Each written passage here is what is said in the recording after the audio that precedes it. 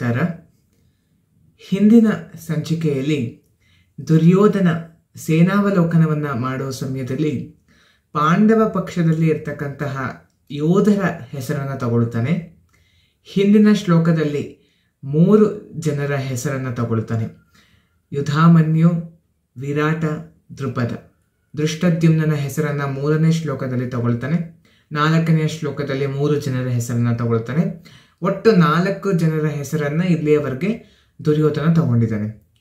ಈ ಒಂದು ಶ್ಲೋಕದಲ್ಲಿ ಇನ್ನೂ ಒಂದಷ್ಟು ಜನರ ಹೆಸರನ್ನ ದುರ್ಯೋಧನ ತಗೊಳ್ತಾ ಇದ್ದಾನೆ. ದುರ್ಯೋಧನ ಯಾರ ಹೆಸರನ್ನ ತಗೊಂಡ ಅನ್ನೋದು ಈ ಒಂದು ಶ್ಲೋಕದಲ್ಲಿ ನಮಗೆ ತಿಳಿಯುತ್ತೆ. ಅಧ್ಯಾಯ 1 ಅರ್ಜುನ ವಿಷಾದ ಯೋಗ. 5ನೇ ಶ್ಲೋಕ ದೃಷ್ಟಕೇತುಶ್ಚೇಕಿತಾನ ಕಾಶಿರಾಜಶ್ಚ ವೀರ್ಯವಾನ್ ಪುರುಜಿತ್ ಕುಂತಿಭೋಜಶ್ಚ ಶೈಬ್ಯಶ್ಚ ನರಪುಂಗವಃ. ಇಲ್ಲಿ ಒಟ್ಟು 6 ಜನರ ಹೆಸರನ್ನ ದುರ್ಯೋಧನ ತಗೊಳ್ತಾ ಇದ್ದಾನೆ. ದೃಷ್ಟಕೇತು, ಚೇಕಿತಾನ, ಕಾಶಿರಾಜ, ಪುರುಜಿತ್, ಕುಂತಿಭೋಜ ಮತ್ತೆ ಶೈಬ್ಯ. ಮೊದಲಿಗೆ ದೃಷ್ಟಕೇತು. ದೃಷ್ಟಕೇತು ಶಿಶುಪಾಲನ ಮಗ. ರಾಜಸೂಯ ಯಜ್ಞದ ಸಮಯದಲ್ಲಿ ಕೃಷ್ಣನಿಗೆ ಅಗ್ರಸ್ಥಾನವನ್ನ ಕೊಟ್ಟಿದ್ದಕ್ಕಾಗಿ ಶಿಶುಪಾಲ ವಿರೋಧವನ್ನ ವ್ಯಕ್ತಪಡಿಸ್ತಾನೆ. ಅಷ್ಟೇ ಅಲ್ಲದೆ ದೇವರನ್ನ ಅವಮಾನ ಮಾಡಿ ಅವಹೇಳನವನ್ನ ಮಾಡ್ತಾನೆ. ಕೃಷ್ಣ ಶಿಶುಪಾಲನ ತಾಯಿಗೆ ಒಂದು ಮಾತನ್ನ ಕೊಟ್ಟಿರ್ತಾನೆ, ಶಿಶುಪಾಲನ 100 ತಪ್ಪುಗಳನ್ನು ಕ್ಷಮಿಸುವುದಾಗಿ. ಶಿಶುಪಾಲ ಆ ಅವಮಾನ ಮಾಡುವಂತಹ ಸಂದರ್ಭದಲ್ಲಿ ತನ್ನ ನಾಲ್ಗೆ ಮೇಲೆ ಹಿಡಿತವನ್ನ ತಪ್ಪಿ 100ಕ್ಕಿಂತ ಹೆಚ್ಚು ತಪ್ಪುಗಳನ್ನ ಅಲ್ಲಿ ಮಾಡ್ತಾನೆ. ಹಾಗಾಗಿ ಕೃಷ್ಣ ಶಿಶುಪಾಲನ ವಧೆಯನ್ನ ಮಾಡ್ತಾನೆ. ಈಗ ಅದೇ ಶಿಶುಪಾಲನ ಮಗ ದೃಷ್ಟಕೇತು ಕುರುಕ್ಷೇತ್ರ ಯುದ್ಧದಲ್ಲಿ ಪಾಂಡವರ ಪಕ್ಷವನ್ನ ಸೇರಿದ್ದಾನೆ.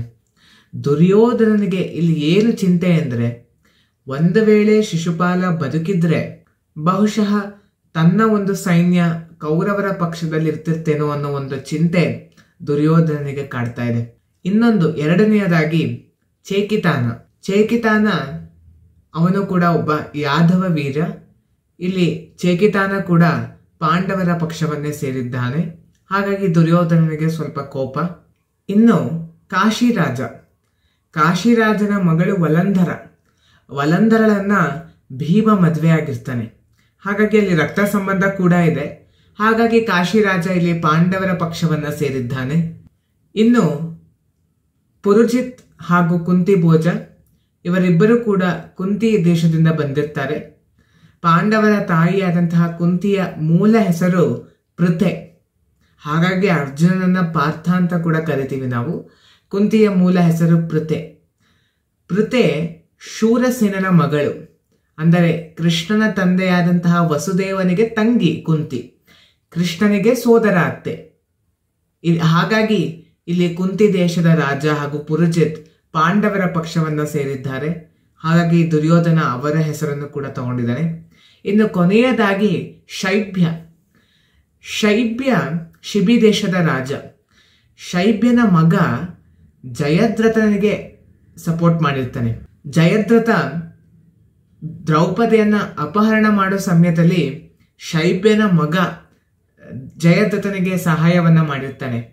ಹಾಗಾಗಿ ಭೀಮ ಶೈಬ್ಯನ ಮಗನನ್ನ ಕೊಂದಿರ್ತಾನೆ.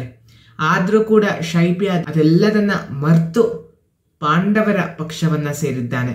ಹಾಗಾಗಿ ಇಲ್ಲಿ ದುರ್ಯೋಧನನಿಗೆ ಇನ್ನೊಂದು ಚಿಂತೆಗೆ ಅದು ಕಾರಣ ಆಗಿದೆ. ಒಟ್ಟು ಈ ಶ್ಲೋಕದಲ್ಲಿ 6 ಜನರ ಹೆಸರನ್ನ ತಗೊಂಡಿದ್ದಾನೆ. ದೃಷ್ಟಕೇತು, ಚೇಕಿತಾನ, ಕಾಶಿರಾಜ, ಪುರುಜಿತ್, ಕುಂತಿಭೋಜ, ಶೈಬ್ಯ. ಮತ್ತೆ 3ನೇ ಶ್ಲೋಕದಲ್ಲಿ ಒಂದು ಹೆಸರು ದೃಷ್ಟದ್ಯುಮ್ನ. 4ನೇ ಶ್ಲೋಕದಲ್ಲಿ ಯುಧಾಮನ್ಯು, ವಿರಾಟ, ದ್ರುಪದ. ಇನ್ನು ಅನೇಕ ಯೋಧರ ಹೆಸರನ್ನ ದುರ್ಯೋಧನ ತಗೊಳ್ತಾನೆ. ಯಾರ ಹೆಸರನ್ನ ತಗೊಳ್ತಾನೆ ಅದನ್ನ ಮುಂದಿನ ಶ್ಲೋಕದಲ್ಲಿ ನೋಡೋಣ. ನಮಸ್ಕಾರ.